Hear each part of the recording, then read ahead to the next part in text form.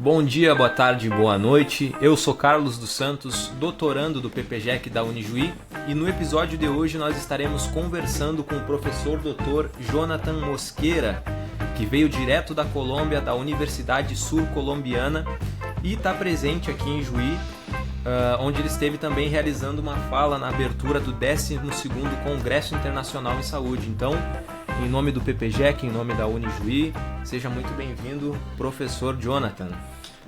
Oi, Carlos, tudo bem? Boa tarde, boa noite também para aqueles e aquelas que estão escutando agora justamente dessa fala. Eu agradeço muito também do convite da Unijuí e, por suposto, da Maria Cristina Pancera de Araújo, justamente uma colega, professora minha também, porque eu lembro justamente que nas primeiras falas e os primeiros concordos que aconteceram justamente entre a Universidade Sur-Colombiana, que eu sou professor de ali, e a Unijuí foi justamente para meu doutorado sanduíche, então agradeço sempre e com muito prazer volto para aqui. Certo, que legal. Então, para começar, professor Jonathan, poderia nos contar um pouco sobre a sua trajetória acadêmica, né? Quem que é o professor Dr. Jonathan, as suas áreas de atuação e naquilo que tu tem voltado o teu olhar naquelas pesquisas que tens produzido aqui, também na Colômbia, né? Nessa parceria, que depois a gente vai falar um pouco mais. Tá, perfeito, Carlos. Bem, justamente o professor Jonathan Mosqueira sou colombiano, justamente, mas a gente do Brasil sempre fala que eu sou colombiano com coração de brasileiro também, porque eu lembro justamente que para o 2012 eu fui a primeira ocasião que justamente eu vim para aqui, para o Brasil. Eu cheguei para pegar um curso de lato sensu em ensino e educação botânica justamente na Federal da Bahia. E então depois que eu peguei para lá, então cheguei e comecei a falar, mas foi uma coisa muito fofoquinha, porque então eu lembro justamente que eu cheguei sem conhecer do português. Hoje, em 2025, por suposto, eu tive um teste de avaliação justamente da linguagem portuguesa, mas também, até agora, lembrando justamente, a 22 ocasião, justamente que eu voltei para aqui. Então, sempre venho para congressos, para o MPEC, para o NB ou demais.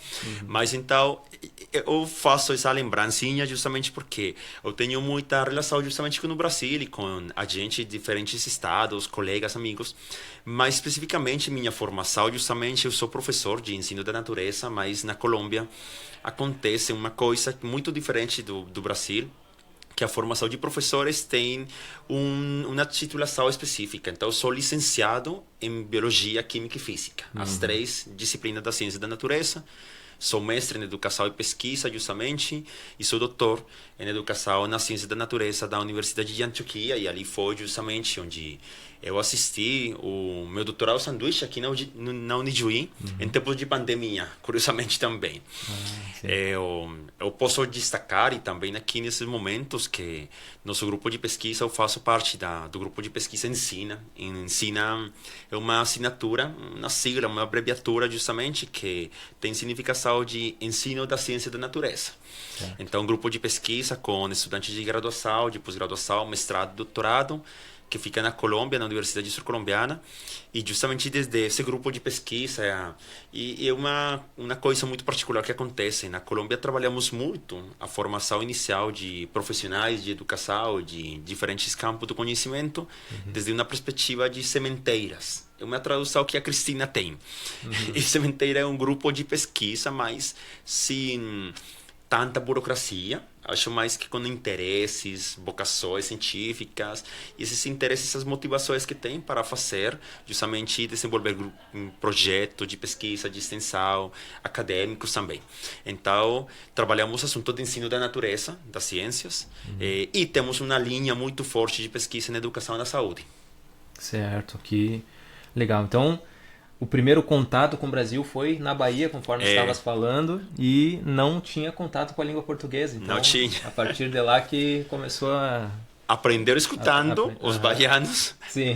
escutando também a gente do Nordeste do Brasil. Sim. E depois continuei falando, aprendendo a falar, escutando melhor. Por suposto, estudei a linguagem. E depois eu fiquei namorado, apaixonado justamente não só com a linguagem, com o português, mas com a gente do Brasil. E dá para notar a diferença assim da língua lá pro norte para aqui pro sul? Sim, eu acho que sim. Justamente, ontem, no evento, na abertura do Congresso Internacional de Saúde, a gente perguntou, você tem um sotaque nordestino? Porque tem esse sotaque? E, efetivamente, eu acho que meu sotaque, como se fala também na língua de espanhol, é mais neutro, porque eu sou do centro do país. Então, a gente sempre lembra quando perguntam da Colômbia, então pensam somente na Bogotá, no Medellín, na Cartagena, por suas praias. Eu sou da Bogotá, mas moro e trabalho justamente na Neiva. Neiva é uma cidade mais pequenina, mas mais grande que Jujuy, mas tem uma proximidade mais perto justamente do Amazonas, da região sul, e está pertinho do Equador e do Peru. Então o sotaque de eles, dos huilenses, que é o estado onde fica a Neiva, é um sotaque mais diferente que o centro. Então o meu sotaque é neutral. Mas quando eu venho para cá, então a gente, você é nordestino? Não sei. Não sou nordestino, sou colombiano com coração brasileiro. Tá certo, que legal. Então, como já estávamos falando, né, esteve presente essa semana aqui conosco e poderia comentar um pouco sobre quais temas que tu abordou nas suas falas, tanto do evento como estivesse em outras universidades também, né? Então, se pudesse falar um pouco mais sobre o que você esteve conversando. Tá, perfeito, bem. Justamente eu desejo também comentar aqui no espaço. Nós, na Unijuí, a Universidade Sul-Colombiana, fizemos parte de uma rede latino-americana que é chamada Rede Latino-Americana de Educação na Ciência da Natureza, a RELECIN. Justamente a RELECIN é uma rede que tem participação agora de professores do Brasil, da Colômbia, mas também da Argentina, do Chile, temos gente do Uruguai, do Peru, do México, da Costa Rica e também alguns convidados de outros países da Europa. Mas especificamente então, essas pesquisas, ou eu acho que essa fala que eu apresentei na terça passada, justamente, foi uma mistura de algumas pesquisas e reflexões que eu estou construindo. Eu construí justamente desde que começamos a falar de educação em saúde, porque ali justamente ficou a primeira reflexão que eu fiz e eu continuo fazendo. E é justamente que na América Latina temos agora uma situação muito semelhante em todo o território. Linguagem, tanto aqueles e aquelas que falamos espanhol como os que falam português. E é justamente uma desvirtualização também e um desfinanciamento, certo? Ausência de investimento para uma saúde pública reflexiva, mas uma saúde também que tenha um interesse central na prevenção, mas a mitigação de riscos é oficialmente uma das atividades e objetivos da saúde, mas então é oficialmente necessário também falar de uma saúde mais coletiva, mais do povo, da população, reconhecendo essas necessidades e essas particularidades que tem nos territórios. Então, desde essa perspectiva, eu falo sempre de uma saúde desde uma perspectiva e um enfoque biopsicossociocultural. E essa perspectiva, então, emergiu no pensamento do Jonathan e do grupo de pesquisa a partir de uns projetos onde trabalhamos justamente com a formação de professores de ciência da natureza. Então, em alguma das perspectivas estabelecidas, achamos que os professores de biologia, de química, da física da região sul da Colômbia, então começarem a falar de umas problemáticas que tiveram na sala de aula que não têm relação direta com o conteúdo científico. Então, não tem relação com o conteúdo da biologia, da química, da física, da matemática também, que alguns trabalham no ensino de matemática, mas tem uma relação direta com questões sociocientíficas, socioambientais e questões que, em muitas ocasiões, o professor não tem contemplado em seu plano de desenvolvimento do curso. Então, todos os professores temos uns planejamentos, certo, para ir para a sala de aula, mas então, em muitas ocasiões, esquecemos de aquelas situações que o menino, a menina, o adolescente, os jovens trazem para a sala de aula. Então, por exemplo, se tem boa ou não boa alimentação, se tem, por exemplo, acesso aos percursos principais, por exemplo, água, boa qualidade também de alimentação, também tem trabalho, seus pais ou não têm trabalho, se tem fome, se não tem fome. Essas questões, justamente, que são da sociedade. Então, quando começaremos a trabalhar essas aristas do processo de educação, foi justamente onde levamos o pensamento para a saúde como um componente coletivo. Então, por exemplo, agora temos pesquisas justamente em relação para tecer umas dimensões que nós falamos, e nosso grupo de pesquisa defende a teoria que a saúde, então, é construída abaixo 8 eixos temáticos. E esses 8 eixos temáticos são, por exemplo, os assuntos da afetividade e da sexualidade, a prevenção e a mitigação de riscos, por exemplo, de acidentes bio, muito importante, que tem relação também, infelizmente, na América Latina, a maioria das espécies nativas de animais, por exemplo, em florestas e demais, são atropelados justamente por os veículos nas ruas, nas estradas, e em muitas ocasiões se tem um desconhecimento da importância biológica. Esse é um assunto também de saúde ambiental. Também trabalhamos com saúde ambiental, trabalhamos com a higiene, por exemplo, nossa universidade, a Sul-Colombiana, tem parceria muito boa com uma universidade que tem faculdade de odontologia, imagina isso. E a maioria dos odontólogos, então, não tem reconhecimento de problemáticas em saúde pública que acontecem muito perto da cidade. E temos o consumo de agrotóxicos, temos fluorose dental, temos também algumas coisas que têm relação direta com o consumo de alguns químicos suspendidos nas águas que são bebidas pelos habitantes, e que agora tem relação direta com os autismos, o espectro de TDAH, então, TDAH, como se fala no português. Então, justamente baixo essas condições, essas reflexões, nós falamos de saúde biopsicossociocultural. Muito interessante, que legal essa abordagem, né? Essa visão. Tu estavas falando sobre o planejamento dos professores, né? Aqui no Brasil nós temos uma base nacional que rege o trabalho dos professores, e também tem o ensino, por exemplo, no Rio Grande do Sul, o ensino médio gaúcho, né? Que vai nortear especificamente para o ensino médio. Como é que acontece na Colômbia? Existe um documento nacional ou estadual que norteia? Porque aqui nós temos as séries, né? Os anos de ensino e as habilidades que precisam ser desenvolvidas com os alunos, e isso vai nortear o nosso planejamento anual. E nós, né, no meu caso, sou professor estadual da rede pública, né, fazemos um planejamento trimestral com base nessas habilidades, então temos que desenvolver essas habilidades. Como que ocorre isso na Colômbia? Tá, boa pergunta. Justamente, eu acho que é uma reflexão muito bom, justamente você que é doutorado também, e precisa reconhecer também aquilo que está acontecendo na América Latina. E justamente na Colômbia, temos também nas legislações que norteiam justamente o planejamento do professor, mas eu acho que mais que o planejamento vai ficar no desenvolvimento do pensamento dos estudantes no processo de ensino e de aprendizagem. Então, por exemplo, na Colômbia temos 2 regulamentações obrigatórias. Uma das regulamentações aconteceu ou emergiu em 1994, justamente, do ciclo anterior, e são os estándares básicos do conhecimento. Eu acho que é semelhante à Base Nacional Comum Curricular que tem no Brasil. Sim.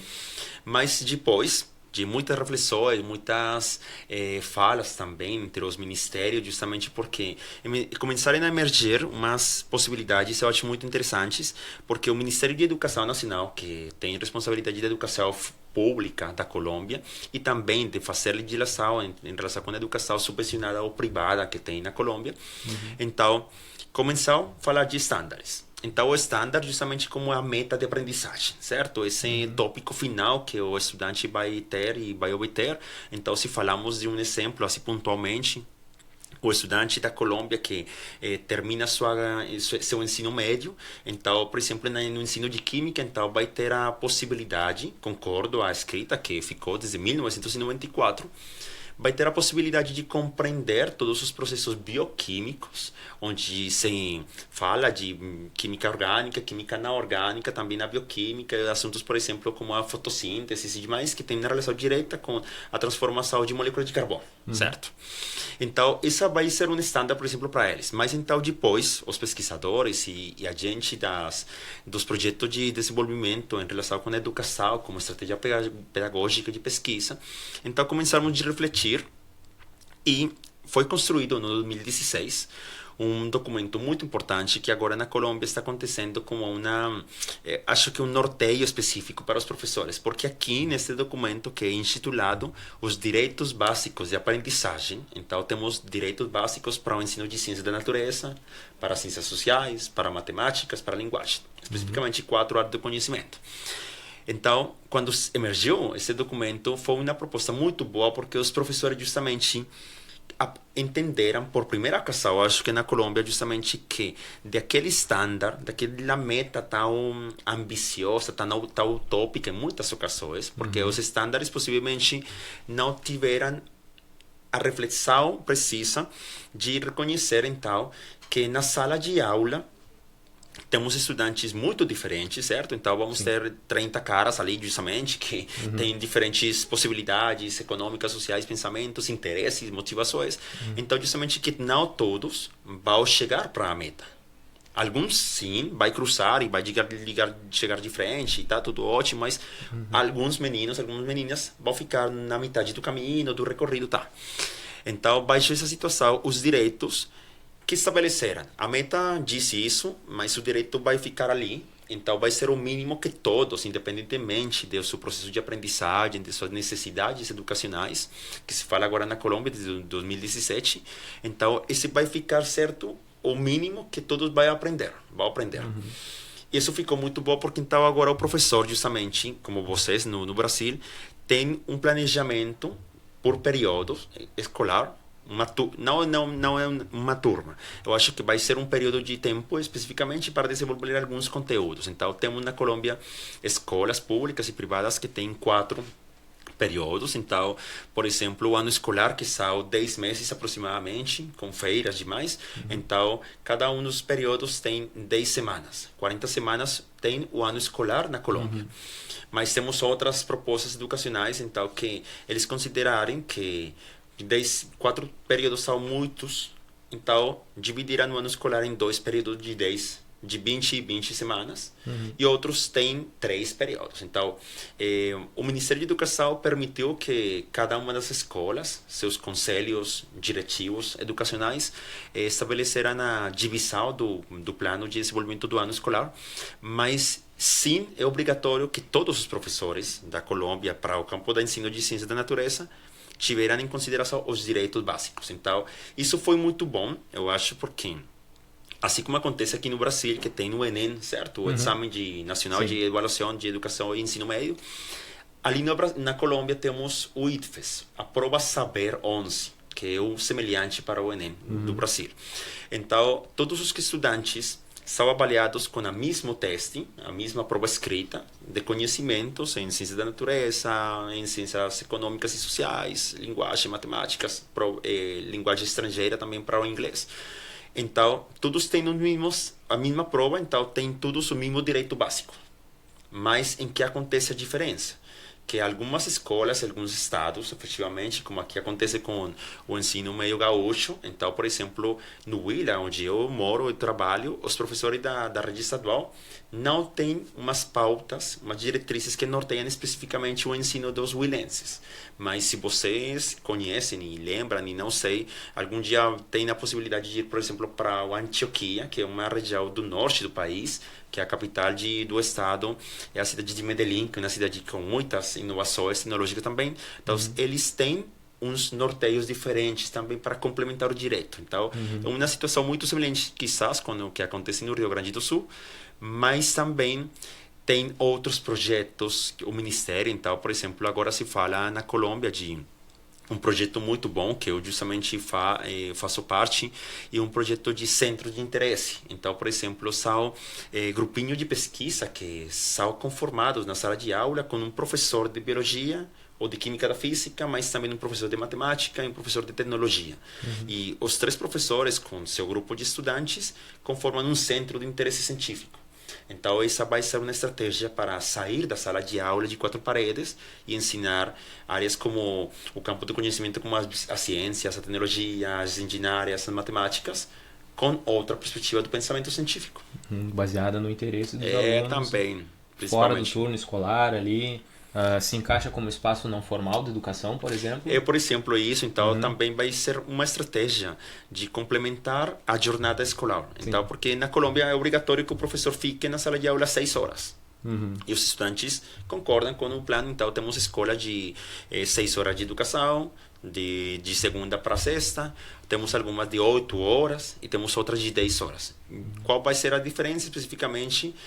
O investimento do governo nacional em relação com essa escola, porque se o estudante fica só 6 horas, então vai ter seu café da manhã e seu almoço em sua casa. Sim. Mas se vai ficar 8 horas, o almoço obrigatório fica na escola, então o governo vai ter que levar um investimento financeiro para isso. E se tem 10 horas, vai ter uma jornada completa, onde não é possível deixar tarefinhas para casa, porque o estudante não vai ter tempo. Sim. E então ali, o professor, nesse centro de interesse, vai ter a possibilidade, possivelmente, de que, não sei, de tarde, quando as condições climatológicas não são muito boas para a aprendizagem. Na Colômbia temos só uma climatologia bimodal, onde temos 2 períodos de chuveiros, 2 períodos de sequia. Então, imagina 42 graus em algumas cidades, justamente ter aprendizagem nas 4 da tarde vai ficar muito ruim. Então, nesse tempinho, possivelmente vai chegar os centros de interesses para que os estudantes aproveitem o tempo, mas para desenvolver outras competências do pensamento crítico, científico, habilidades de argumentação científica escolar, por exemplo, ou também de falar também das importâncias da história e filosofia da ciência, que tem relação direta também com outros campos do saber. Certo. Hoje você é professor na universidade? Sim. Isso. E como que é assim a jornada dos professores em geral aqui no Brasil, por exemplo, né? Nós temos 20, 40, 60 horas e às vezes essa carga horária para um professor ela acaba sendo muito pesada. Existem professores que trabalham 60 horas e tudo mais, mas no Rio Grande do Sul é uma especificidade, né? Essa questão, alguns precisam das 60 horas para a sobrevivência, por exemplo, né? Isso acaba gerando alguns desafios da aprendizagem. Sim. Que, querendo ou não, recaem sobre o professor também, né? Ele, né, se o aluno não está atingindo essas bases, o professor, né, ou a sociedade enxerga desse jeito, tem culpa nisso, né? Mas, às vezes, a carga horária não permite com que ele desenvolva a plenitude do conhecimento que ele deveria gerar com os alunos. E como que é assim essa questão na Colômbia? Como que é a carga horária dos professores? A questão da valorização, como que funciona lá a dinâmica, assim, porque, né, o aluno fica 10 horas na escola. Sim. E como que os professores, como que eles se encaixam nisso, né? Quantas horas eles passam em uma turma, por exemplo? Porque nós temos, por exemplo, no ensino médio aqui, anos anteriores nós tínhamos uma aula de química. Eu sou formado em química, né? Isso para as turmas do ensino médio, segundo ano, terceiro ano, uma aula de química semanal. E tínhamos itinerários formativos. Era uma ideia nova que estava chegando, que aos poucos está sendo modificada também, porque toda vez o Ministério ele faz mudanças, né? Então isso acaba gerando algumas transformações no currículo. E com certeza gera uma defasagem no momento em que tu tem uma carga horária de química. Sim. E para 6 períodos, né, diários, 30 períodos semanais, né, um de química. E daí outras, né, português, matemática, a carga horária maior, mas daí um professor, por exemplo, de química teria que ter 40 turmas diferentes, se fosse dar uma somente, né? Esse era o grande desafio. Então, como é que funciona isso lá na Colômbia? Não sei se deu para entender bem. Sim, entendi. Perfeito. Eu acho que é uma pergunta que a gente sempre fez quando chega um estrangeiro, certo? E fazendo justamente essa reflexão. Sim. Imagina a seguinte situação, Carlos. Na Colômbia, então, especificamente, temos agora, na atualidade, 2 regulamentações de nomeação de professores. Então, justamente, temos um decreto, uma legislação que foi do ano de 1979, justamente, onde a educação em Colômbia começou a ter uma regulamentação muito forte. Então, por exemplo, se dissera que o professor não tem obrigatoriedade de ter um conhecimento específico para ficar num nível de educação. E justamente comentar que na Colômbia temos educação inicial, que é uma educação inicial que é um nível desde os 2 anos de idade até os 5 anos de educação, de idade, desculpa. E ali então, por exemplo, agora a regulamentação da educação de ensino inicial tem muitas bricas porque justamente não tem investimento para oferecer todas as possibilidades que ficarem escritas em uma regulamentação. Mas desde o século anterior, é obrigatório na Colômbia, então, que os estudantes com 5 anos de idade cumprimentados, então, chegarem para o primeiro ano de educação, de ensino fundamental. O ensino fundamental tem 9 anos. Parecido com o Brasil, correto. Mas, então, são 5 anos de ensino fundamental básico e 4 anos de ensino fundamental básico 2, onde já tem, então, uma diferença para o ensino da ciência da natureza muito forte, porque, então, desde o primeiro até o 5º ano, ensino fundamental 1, se fala de só uma disciplina na sala de aula, que é ciência da natureza, ciências naturais. De 6º ano até 9º ano, justamente de ensino fundamental 2, então se fala de que a ciência da natureza tem disciplinas isoladas, tem biologia, tem química, tem física.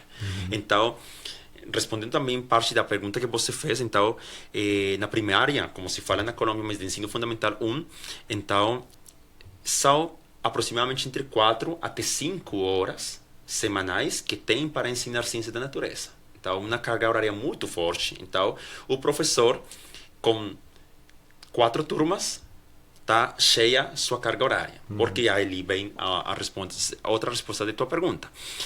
O Estatuto de Profissionalização Docente, que eu comentei agora, que temos 2, agora na Colômbia temos aquelas professores e professoras que ficarem sujeitos e têm direitos laborais concordo à legislação de 1979.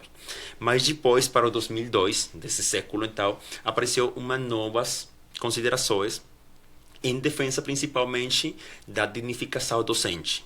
Os salários, o reconhecimento do pagamento mensual dos professores, também ter outras possibilidades de desenvolvimento do professor, porque imaginem que, então, concordo à legislação anterior, de 1979, o professor voluntariamente tiverá a possibilidade de estudar ou não estudar uma pós-graduação. Então, se você tem só graduação, é licenciado em biologia, em química, física ou em todas as 3, como eu, por exemplo, então chegou para uma sala de aula de uma escola pública por um edital, um concurso de nomeação, ou foi contratado pela escola privada.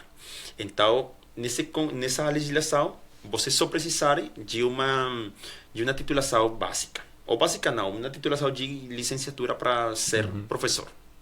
E depois, concordo, o tempo vai passando. Então, depois de 3 anos, você podia ser avaliado para ascender no escalafão. E depois, outros 3 anos, podia ser de novo avaliado para de novo ascender e vai subir seu salário e seu tempo de trabalho, de desenvolvimento, entre aspas. Mas, em 2002, então, quando saiu a nova legislação de Estatuto de Profissionalização Docente da Colômbia, então agora os professores também ascendem, vão subir de escalafão, de nível de salarial também. Então, mas esse ascenso, esse processo tem relação direta com sua formação. Então, o professor de 2002 para cá é obrigado de ter especialização ou lato sensu, como se fala aqui justamente no Brasil, ter mestrado e ter doutorado. Então, agora temos a maioria dos professores na Colômbia que são e somos professores do Estatuto 1278, que é chamado de 2002. E então, somos professores que justamente temos formação, que agora, por exemplo, na Colômbia, os últimos anos, a maioria dos professores acessaram de doutorado, mas temos outras bricas ali de homologação de títulos de estrangeiro para a Colômbia. Mais especificamente, então, esse novo estatuto permitiu justamente que agora os professores, concordo sua formação, concordo o investimento que ele voluntariamente também fez para fazer pagamento de um mestrado, de um doutorado, então vai ganhar mais dinheiro. É muito bom. Porque então, por exemplo, não sei, eu vou falar em comparação com reais. Não foi tua pergunta, mas também faz parte, certo, do contexto. Então, um professor que tem, por exemplo, na sala de aula, que trabalha... e também, para responder tua pergunta parte, então, os professores na Colômbia só precisam ficar 6 horas diárias, de segunda até sexta, na sala de aula. Então, são 30 horas semanais. Isso, 30 horas semanais presenciais, é denominada uma jornada laboral do professor. Não mais. Pode ultrapassar ou não? Pode ultrapassar. Pode ultrapassar, mas se ultrapassa, pode ultrapassar até 10 horas demais, semanais. ou também, em alguns casos, até 20 mais, então, para um total de 50. Sim. Mas a jornada laboral obrigatória, por Estatuto Nacional na Colômbia, é de 40 horas, de 44 horas semanais. Então, mas os professores temos uma nominação diferente, especial, temos uma regulamentação especial para só professores. Então, o professor que tem 30 horas obrigatórias, dessas 30 horas que fica na sala de aula, ou fica na escola melhor, só vai ter 22 de ensino ou de prática pedagógica, por dizer assim. Então, ele não vai ter, por exemplo, concordo com o teu exemplo, então, não sei, que só vai ter uma biologia, vai orientar a biologia 1 hora semanal. Ele não vai ter que ter 30 turmas. Ele só vai ter que ter 22.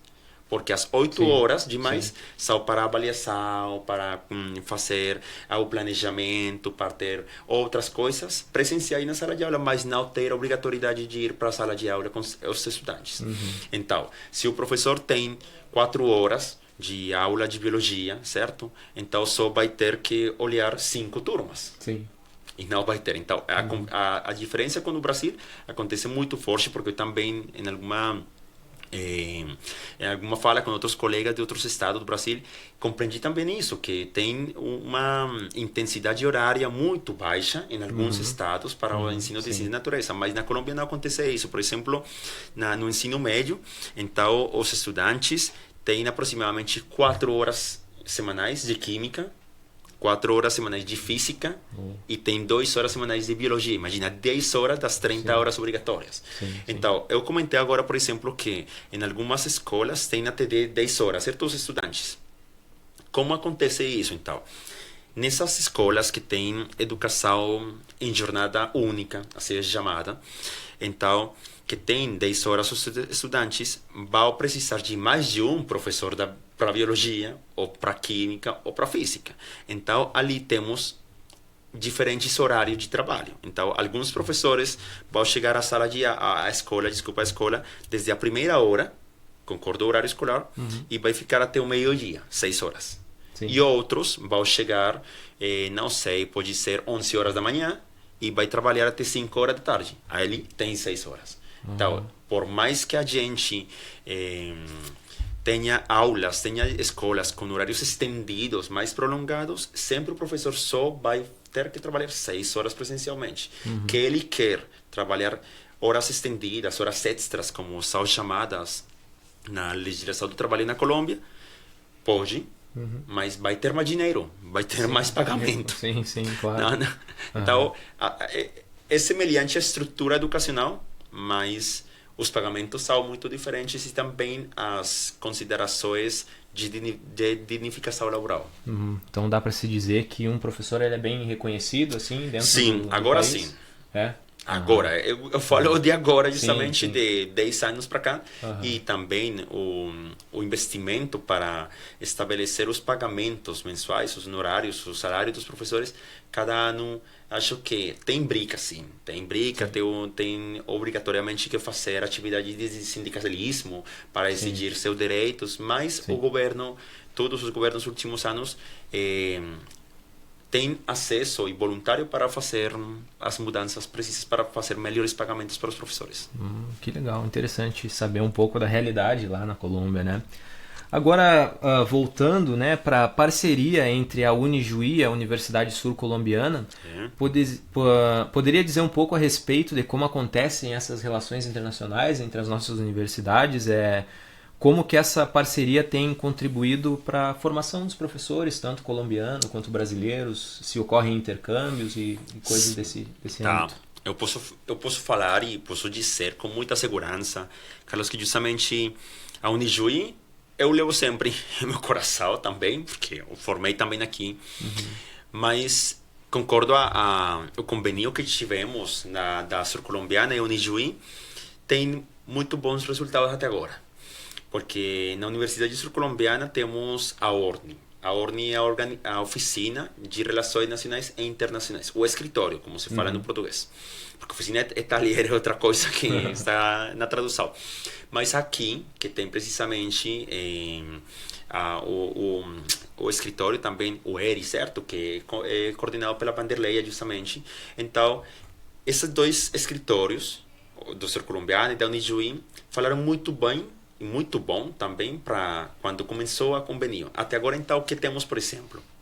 A Universidade Sul-Colombiana tem um plano de desenvolvimento de pesquisa muito bom, que é liderado por o reitor de pesquisa e extensão social, o Dr. Elias Francisco Morte, justamente, e ele justamente também com a pró-reitoria acadêmica da Universidade Sul-Colombiana. Então temos a Organização de Relações Nacionais e Internacionais, e então temos também um edital que sai cada ano, o edital de projetos de pesquisa de menor, mediana e maior quantia. Então, falamos justamente que, por exemplo, um projeto de menor quantia na Colômbia, então é possível que tenha um investimento entre, eu acho agora, fazendo a conversão de uns 70 mil reais aproximadamente para executar no ano.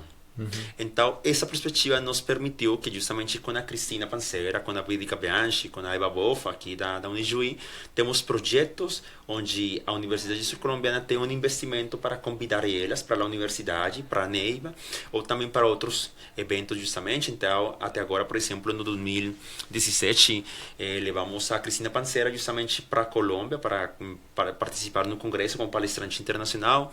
Depois, fizemos algumas mudanças e algumas trocas também de conhecimentos. Tivemos a oportunidade da Universidade Sul-Colombiana no 2019, se não me engano agora foi, uma das minhas estudantes, que ela faz parte do nosso grupo de pesquisa, a Dayana, então ela vir para aqui justamente para o Congresso Internacional de Saúde, e tive um estágio de pesquisa que aconteceu 2 meses justamente. Então a Unijuí ofereceu o dinheiro para as diárias de ela, mas a Sul-Colombiana pagou o bilhete de avião e também outros impostos. E depois, na pandemia, tivemos alguns estudantes virtual participando para lá e para cá. E agora, por exemplo, justamente eu tenho meus estudantes de doutorado, a Cecília Trujillo e o Jimmy. O Jimmy também faz parte, são dos estudantes de doutorado, que agora estão fazendo o estágio de pesquisa com a Unijuí. Então, eles, por exemplo, agora assistiram virtualmente às primeiras aulas do semestre, certo, das disciplinas, mas para o mês de junho e julho vão vir para aqui e vão estar presencialmente com o doutorado, o PPGEC também. E isso vai ficar muito bom, porque justamente fala da importância da internacionalização, das boas práticas educacionais internacionais, e também dessa encoragem que temos os pesquisadores, que não tem todos, isso é obrigatório falar também, mas essa encoragem que tem também para fazer boas práticas, para promover também interlocuções, e sempre para falar uma coisa que nós estabelecemos na Sul-Colombiana, que falamos de internacionalização do currículo. E isso faz parte desse convênio, essa cooperação que temos entre a Sul-Colombiana e a Unijuí. Internacionalizar, então, o currículo dos professores é uma perspectiva importante, né? Algo que o convênio tem se propondo a fazer. Agora, falando especificamente assim na tua área e sobre os assuntos que tu pesquisa, existe a perspectiva da educação afetiva, certo? Quais diálogos que tu tem voltado a tua atenção e como isso está sendo trabalhado na formação de professores, né? Essa questão da educação afetiva, como que ela acontece? Bom, boa pergunta também, porque eu sou professor de ciência da natureza, como comentei, botânico, pesquisador, e justamente numa das reflexões que com uns estudantes, em 2018 aproximadamente, começou a falar, um professor de formação de estágio pedagógico, que eu fui o supervisor desse estágio. Então chegou um dia para meu escritório, então chegou chorando: "Ô professor, eu vou sair, eu vou cancelar, eu vou descer, não vou dar mais, eu quero ser professor, mas não sei como vou ser professor, porque eu não tinha coragem, não tinha tempo, não tenho paciência, não sei o que vai fazer, porque eu estou cansado, eu estou desligado dos processos de prática como se fala o estágio na Colômbia. Então, tá tranquilo, você vai falar o que aconteceu." Imagine justamente então que um estudante da sala de aula onde ele fez seu estágio pedagógico tirou muitos muitas canetas, então, justamente, e começou a chorar também. São ninhos, são filhos, são pequeninos, justamente, se não me engano, foram de 9, 10 anos. Então, ele não tive o controle dessas emoções para conhecer ou saber, nesse momento, como responder o berrinche, a pataleta que está acontecendo na sala de aula. Então, ele preferiu sair. A professora cooperadora, que é a professora que recebe o estágio pedagógico, certo? O praticante, como se fala na Colômbia. Então, ela chegou imediatamente para a sala de aula, controlou todo o bochinche, toda a fofoquinha ali, porque os demais estudantes com sorrisos demais, Então, chamou para meu estudante, então comentou, você por que saiu da sala de aula? Você não pode sair. Então, pegou de frente para ele. Ele, então, ficou choqueado, ficou muito triste demais, então foi para mim, então que ele não pôde controlar essas coisas. E então, a partir dessa história, dessa lembrancinha, então eu comecei a pensar o que está acontecendo com os professores, porque então nossos estudantes na Universidade Sul-Colombiana, e eu acho que em toda a América Latina e no mundo, agora que chegam para os programas de licenciatura, das carreiras profissionais, são muito jovens. Eu sou jovem também, mas são muito jovens. E então eu lembro justamente que eu cheguei para uma universidade com uma idade mais perto da maioria da idade, mas meus estudantes, alguns, estão chegando para o 9º e o 10º semestre e ainda são menores de idade. Então, cada vez a população que chega para a universidade fica mais jovem, fica com mais imadurez também em muitas ocasiões do pensamento e também não tem controle de suas emoções. Então ali começou a falar-se de afetividade, justamente com uns colegas da Universidade da Costa Rica e da Universidade de Extremadura na Espanha. Começamos um dia para tirar um projeto de extensão e avaliamos justamente quais são as emoções que tem ou que constrói o professor em formação inicial e o professor, que já é professor titulado, quando está ensinando biologia, química e física. Então, compreendimos justamente que as emoções, podemos estabelecer 14 emoções, 7 de valência positiva e 7 de valência negativa, e também tem 2 emoções neutrais, por exemplo, como a surpresa. A surpresa é uma emoção neutral para nós, para nossa pesquisa, para nossas teorizações. Então, fiquei muito choqueado com os resultados da Colômbia, porque então a maioria de meus estudantes tiveram para esse momento emoções positivas para ensinar biologia. Tem mais fortaleza, tem mais capacidade de ensinar biologia por decisão, por vocação, por gosto, por interesse e demais. Por curtir também com a biologia propriamente. A química tem, ou para esse momento, tiveram umas emoções mais neutrais, virando para o negativo. Por quê? Porque tem a composição matemática. Sim. E a física ficou tudo negativa. Então, bem, depois construí outro instrumento de pesquisa, onde perguntei justamente quais são essas atitudes, essas emoções que tiveram para acessar um curso de ciência da natureza. Muitos de meus estudantes, então, escolheram o programa de ciência da natureza porque não tiveram o nível acadêmico exigido para a medicina, para a engenharia, para a disciplina de bacharelado, como vocês falam aqui especificamente, que não tem formação de licenciatura, mas tem formação mais específica de que biologia, química ou física. Então, eu fiquei mais choqueado com isso, porque então eles não querem ficar aqui, eles não querem. É a última opção. Então, começamos a falar. Falei com muitos professores, então compreendi justamente que muitas das coisas que tem agora as novas gerações, os jovens que chegam para a universidade, então tem relação direta com sua formação inicial na criança, com sua mãe, com seu pai, e também com esses interesses que são fornecidos ou não são fornecidos na escola, no ensino médio. Então, trabalhamos justamente a afetividade como uma possibilidade para aqui, Carlos, e para aqueles que estão assistindo agora. Então, justamente como resposta às tendências do pensamento hegemônico, mas também que tem relação com a sociedade de consumo digital, justamente, que agora está acontecendo no mundo. Então, eu acho e eu considero justamente que a ciência da natureza, a ciência em geral, perdeu a capacidade de assombro e de sensibilização. Então, quando o professor perde, certo, sua sensibilidade, não vai ter possibilidade para aceitar as emoções das outras pessoas com que ele está compartilhando.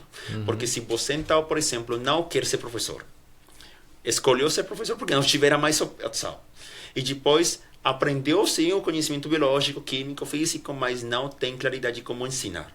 Aprendeu possivelmente num curso de didática, de pedagogia, algumas coisas de ensinar, mas essa vocação não tem ainda, certo, em seu coração, em sua imagem, em sua mente, em seu hipocampo, ainda não está construindo essa vocação. Então, quando vai chegar para a sala de aula, vai chegar sim com bons conhecimentos, com uma análise de conteúdo científico muito bom, possivelmente como um biólogo em formação crítica, um químico também experimental, ou um físico também teórico. Isso fica muito bom, tem conhecimento, mas não tem essa dimensão axiológica que justamente é preciso para ser professor. Então, isso vai ter uma relação direta também com essa criança, essa formação inicial como menino, como menina, adolescente, mas também tem uma responsabilidade direta dos professores da universidade. Então, ali compreendimos que a afetividade é um assunto que vai tecendo desde os primeiros anos de vida, com a mãe, com o pai, mas também com os professores que têm responsabilidade afetiva na formação desses professores. Então, para nós, a afetividade é uma construção biopsicossociocultural, justamente, que não só tem responsabilidade no hipocampo da pessoa, mas esse hipocampo, especificamente na cingula, que é uma estrutura que temos as pessoas, todos os seres humanos, essa cingula tem uma estimulação a partir de valências afetivas, e essas valências afetivas são respostas imunes do nosso sistema nervoso central e nosso sistema nervoso periférico. Concordo, por exemplo, a que eu gosto ou não gosto do conteúdo biológico, eu gosto ou não gosto do conteúdo químico, eu não gosto, por exemplo, da vestimenta do professor, eu não gosto da vestimenta dos meus estudantes, eu não gosto do diretor de escola, porque é possível também, porque não curto com suas ideias. Então, como justamente temos umas relações interpessoais, essas relações emitem justamente umas valências que são recebidas por nosso corpo. Então, nosso corpo tem as valências afetivas, e quando essas valências afetivas são tão constantes, tão frequentes, então justamente é gerado, concordo com uma teoria do Antônio Damasio, é gerado um estímulo emocionalmente competente. E esse estímulo emocionalmente competente tem a capacidade de trocar meu pensamento para bem ou para mal. E ali justamente a afetividade emerge a partir de uma dinâmica social, pessoal, biológica, química, sintética também. E justamente nós trabalhamos a afetividade para entender que o professor, então, não é somente um gerador de conteúdos. É uma pessoa também que, com seu exemplo, com sua capacidade de falar, de comportamentar, vai ensinar justamente para as novas gerações. Então, tem um vínculo afetivo. E então, como é uma pessoa, biologicamente, o homem ou mulher, mas com uma identidade que também tece justamente com as habilidades sociais, os comportamentos sociais, então nós falamos de uma dimensão afetivo-sexual, porque todos os professores temos justamente uma responsabilidade na construção das identidades de meus estudantes, dos estudantes que eu tenho na sala de aula. Se eu, por exemplo, como pessoa, não me reconheço como um homem, como uma mulher, como uma identidade do gênero especificamente, e não reconheço também meus interesses, minhas motivações, não reconheço, por exemplo, o meu projeto de vida, demais, então eu não estou transferindo só conhecimentos, eu também estou transferindo para meus estudantes minha percepção, meus interesses de vida, porque lembrem justamente que os estudantes sempre vão ter como modelagem de vida aos pais, aos famosos da televisão e os professores com quem compartilha a maioria do tempo. Então, o professor ele se encontra em uma posição que influencia não só na parte cognitiva do conhecimento científico, mas na construção social ali também, como tu estava falando, né? Temos responsabilidade social muito forte, realmente, porque o professor tem essa capacidade de transformar muito as práticas, os discursos, as concepções e também as atitudes, porque temos professores que possivelmente podem ensinar conteúdos científicos muito certos, muito acertados, especialistas, temos justamente, e isso acontece não só na educação básica e ensino médio, acontece na universidade. Mira, olha, eu sou professor de um programa de ensino de ciência da natureza, de licenciatura de formação de professor direitinho. mas também eu ofereço aula, certo, de umas disciplinas no programa de física, por exemplo, que é um programa mais específico, mais onde só físicos em formação, justamente não sou professor de física, só físicos. Eu também tenho uma disciplina, eu oriento uma disciplina no programa de medicina. Mas então, por exemplo, acontece a seguinte situação com os físicos. Eu tenho duas histórias muito particulares. Alguns 5 anos, 6 anos atrás. Então, imagina que um dia eu ofereci a disciplina de didática geral. A didática geral é uma disciplina que é oferecida no programa de física, porque se eles, bem, são físicos em formação, eles têm uma disciplina de didática para reconhecer justamente como se construem os processos de divulgação científica. Eu sou professor dessa disciplina. Eu comecei as aulas e tudo bem, e um dia, um estudante, imagina, eu acho que o semestre na Colômbia tem 16 semanas, e acho sobre a semana 12. Um estudante chegou: ô professor, eu venho para agradecer. Tá ótimo, que vai agradecer. Vou agradecer porque você é o primeiro que, para mim, fala justamente da importância do ser humano. Porque eu não sou somente um replicador, um reproducionista de conhecimento científico em física. Eu sou também uma pessoa que quer e não quer fazer coisas. E agora eu quero ensinar.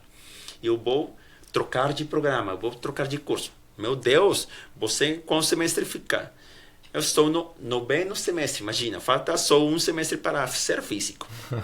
Não, meu Deus, você pode ir tranquilo, sem problema, você pode, então, termina teu curso, tem uma titulação e depois vai fazer a titulação de licenciatura e você pode homologar alguns cursos, algumas disciplinas e demais. Não, eu não vou ser físico, eu quero ser professor. Você pode ser professor. Não, eu quero ser professor. Sim, você pode, porque o professor não precisa especificamente de só formação pedagógica. Precisa de reflexões, de formação didática, de outras coisas que também na prática a experiência própria vai levar para denominar o professor. E então, fiquei tranquilo porque ele aceitou. Mas depois terminou a disciplina comigo e o seguinte semestre, então, um dia eu vi ele pelo pasillo da universidade, um corredor. Quando, ei, tá tudo ótimo, tudo bem, como vai? Bem, professor, começando de novo. Como que começando de novo? Sim, eu saí da física, eu vim para aqui para a licenciatura. Então, eu faço essa história, eu comento justamente porque ali, justamente quando a gente compreende que essas falas sobre a afetividade e o seu vínculo, porque acontecem em muitas ocasiões, chocam muito positivamente as pessoas.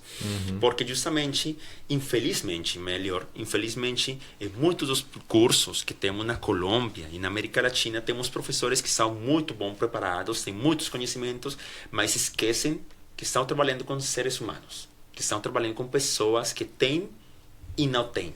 E quando eu falo de tem e não tem interesses, gostos, motivações, condições econômicas. Na Colômbia temos muitos estudantes da graduação que têm obrigatoriamente que trabalhar para ter as condições mínimas de vida. Sim. E que viajam de municipalidades muito apartadas, muito longas também para a Universidade Sul-Colombiana, e temos companheiros, infelizmente, e alguns professores que não reconhecem essas coisas. Então, concordo com essas experiências. Agora nós, nosso grupo de pesquisa, defende oficialmente a importância da educação afetiva, a possibilidade de sensibilizar o professor, não só desde a perspectiva de aprendizagem dos estudantes, mas também do desenvolvimento do professor, que esse professor seja feliz, sim, que ensine feliz, que tenha a possibilidade de construir felicidade na sala de aula. E para a construção da felicidade é um assunto contínuo e conjunto, não um assunto que só o Carlos vai ficar feliz aqui na gravação, o Jonathan vai ficar triste, não, nem vice-versa. É um assunto conjunto porque estamos compartilhando como seres humanos. Muito, muito legal essa perspectiva, né? E aí a gente entra num campo que é específico do professor, que são os conhecimentos docentes, né? Que é algo que diferencia o professor de um especialista em alguma área, né? Podemos ter pessoas com grande conhecimento, grandes especialistas, mas o conhecimento do professor ali é algo que é do docente, né? Específico dele, e muda totalmente a perspectiva do aluno. A minha história é um pouco parecida também. Eu comecei na engenharia química, e ao longo do processo da graduação eu fui voltando o meu olhar para o ensino. E conversei com professores dos dois cursos, tanto da licenciatura quanto da engenharia. e até ter a certeza de que isso era o que eu queria, mudar para trabalhar com o ensino, né, com a educação. E me sinto feliz por essa escolha também, né? Construir ali um pouco da felicidade, né, que a gente estava falando. Isso é muito importante, porque se você não é feliz justamente no que é aquilo que está fazendo, ou que vai fazer para a tua vida. Exato. É uma escolha que vai decidir, querendo ou não, o futuro, algo é a tua carreira, né? E às vezes nós somos muito novos para escolher isso também, né? E é um desafio também dos nossos alunos que não têm a escolha formada na sua... É complicado porque também eles também não têm o cérebro totalmente formado para tomarem decisões que vão basear a vida inteira deles, né? Imagina também que os pais, as mães têm muita responsabilidade, porque em muitas ocasiões, por exemplo, na Colômbia acontece muito, e em regiões mais apartadas da capital, que são mais conservacionistas, então, não, você precisa ficar de engenheiro, porque eu sou engenheiro. Sim. Então, o legado, certo? Isso, a herência do país. Mas eu acho que é um assunto que agora a gente fala muito nas redes sociais e agora com a inteligência artificial da sociedade do cristal e geração beta demais e outras coisas. Mas eu acho que mais de intitular uma geração é reconhecer justamente que agora os jovens, as pessoas, os meninos, as meninas têm um pensamento crítico desde que nasceu.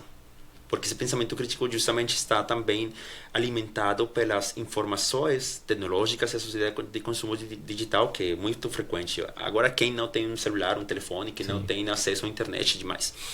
Então, baixo essa situação, é obrigatório que o professor, o processo do desenvolvimento do professor também troque e mude justamente esses conhecimentos e reconheça que não podemos continuar falando também de componentes do conhecimento do professor, efetivamente. Se agora, por exemplo, trazemos a teoria do tardif, porque, por exemplo, aqui no Brasil e na Canária, certo? E outros teóricos também, por exemplo, na Colômbia temos muitas perspectivas para entender agora que o conhecimento do pedagógico do conteúdo e conhecimento do professor tem uma visão mais holística, que tem outras coisas. Mas essas teorias ficarem com os pressupostos do século XX.